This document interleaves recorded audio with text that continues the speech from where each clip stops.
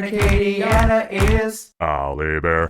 It is 6:38 and it smells fantastic It does. in here. I'm super excited to have Mr. Paul Ayo back in studio and Al Bear. We love to have him as well. Yeah. No, yeah, we do love to have Al. And by the way, the corn was awesome, so I can't wait for the next course. Okay, I had to hold off on that because I always get it stuck in my teeth. But I'm really excited to was a try good call. this next thing here that Paul is currently making. Paul? You know, Paul, we got the corn, we got the cobs. I'm thinking when Alex does her crafting with Macaroni Kid, she could make a corn cob pipe. We'll see. Yeah, you know, I love that. Paul Ayo food here. What are we about to do, Paul? Because it smells really good in here. All right, this is going to be a zucchini fritter. So basically, it's a zucchini fry. Okay. But instead of, just the regular, so basically we shredded the zucchini Okay. into little shreds.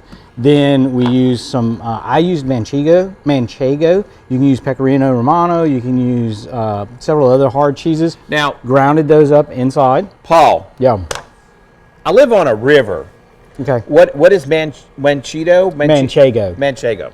Manchego What is that? It's a Spanish traditional cheese that's kind of like pecorino or Parmesan. It's similar.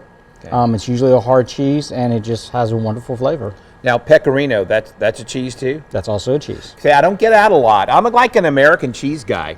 And, wait. That's not cheese. Okay. I think it says cheese. So you mix them all together. I'm having issues with my technology today, so us I'm too. going to get all these recipes to you later today. Okay.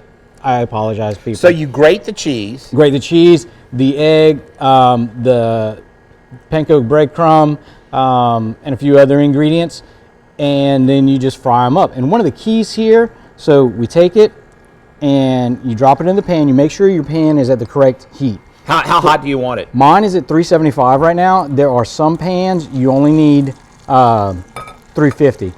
I like to smash them down to get them sticking on there. Now, once I have it, you put it in, you leave that alone. You leave it there. Let it fry, let it do. You don't want to move them around and everything, and this is what you're going to end up with. So let me ask you, how long do you leave it? How do you know when to turn it? Mash out till it's brown. Till it's brown? Mash till it's brown. You can actually tell on the sides. You can see where the oil is bubbling and everything. And eventually you can you'll see where they start to turn brown. When the outsides really start getting that dark brown, more than likely the inside is. Now the thing is, you have to have that pan preheated. Gotcha. So don't drop it in there and then turn on the heat. Get your pans preheated on all your cooking. Whenever you pull it out, put it on preheat. Now the inductions, as we talked about earlier, heat up really, really fast, so we're all good. But if you allow them to preheat, it's going to help you cook your food more evenly. Okay. And that's one of those things, especially with electrics. You turn those things on, once they get up to heat, they stay really, really hot and they keep going. Okay, you know what? Paul knows some stuff. That's why we got him here, because it makes the show educational. We're going to go back over the desk with Alex and Scott.